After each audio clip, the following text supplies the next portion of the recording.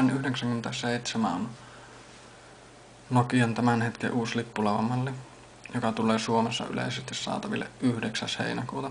Puhelin löytyy kuitenkin tällä hetkellä jo Nokian Helsingin lippulaivamyymälästä. Kyseessä on huippuominaisuuksin varustettu kosketusnäyttöpuhelin, jonka ominaisuuksia ovat muun muassa 3,5 tuuman näyttö, jonka resoluutio on 640x360 pikseliä. Mukana on myöskin GPS, VLAN, HSDPA, 5 megapikselin kamera, LED-kaksoissalama ja mitä muuta, N-Gates-tuki, Bluetooth, ynnä muuta.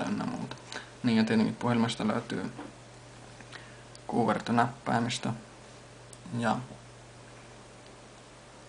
32 gigatavua sisäistä muistia. Kyseessä siis varsin kattava paketti. Jos lähdetään liikkeelle puhelimen rakenteesta, niin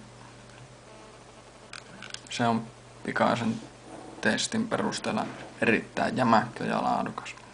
Puhelimen etupuolelta löytyy jo mainittu 3,5 tuuman näyttö, kosketusherkät näppäimet ja valikkonäppäin. Puhelimen vasemmasta sivusta löytyy micro USB-liitin ja näppäinlukituksen aktivointi ja poistonäppäin. Toinen sivu on varistettu nuolella ylös ja alas ja kameranäppäimellä. Takaa löytyy kamera linssin suojuksella ja LED-kaksoissalamalla.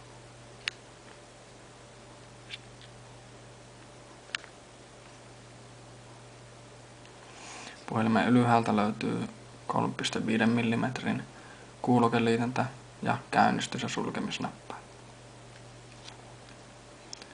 Sitten tietenkin rakenteen osalta erittäin keskeinen asia on tämä kuuvertonäppäimistö, joka on monissa yhteyksissä saanut hieman haukkuja, mutta on sitä myös kehuttukin. Oma mielipide on, että näppäimet on tarpeeksi suuria ja niitä on hyvä käyttää.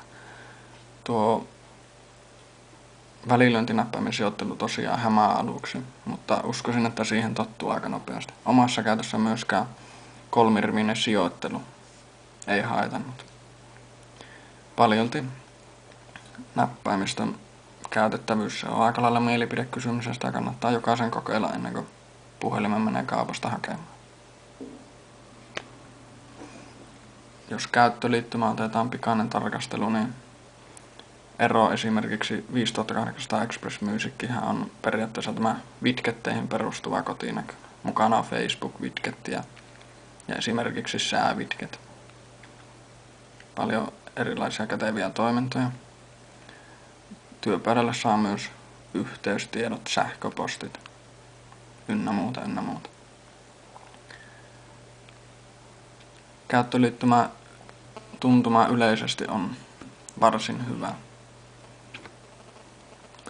Nopeus on hyvä, kosketusalueet on tarpeeksi suuria ja näin ollen sitä on varsin mukava käyttää.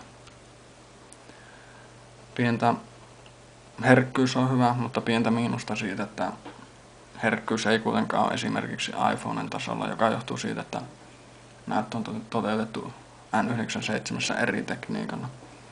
Se on kuitenkin hyvä, eli ei sitä voi siinä suhteen pahemmin moittia. Käyttöliittymä on siinä mielessä ihan kätevä, että se on hyvä ja sutjakka käyttää. Ikävä kyllä niin sanottu joustava rullaus ei toimi kovinkaan monissa sovelluksissa. Esimerkiksi nettiselaimessa se toimii. Mutta esimerkiksi viestejä selatessa se ei toimi. Ja kun viestejä selataan esimerkiksi, niin käyttäjä joutuu vetämään täältä sivupalkista. Niitä ei pysty selaamaan näin. Siitä omasta mielestä pieni miinus. No, siinä olikin mobiiliblogin pikakatsaus videomuodossa N97.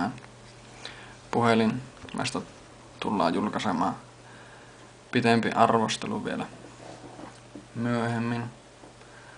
Joidenkin viikkojen päästä, varmaankin tuossa elokuun puolella.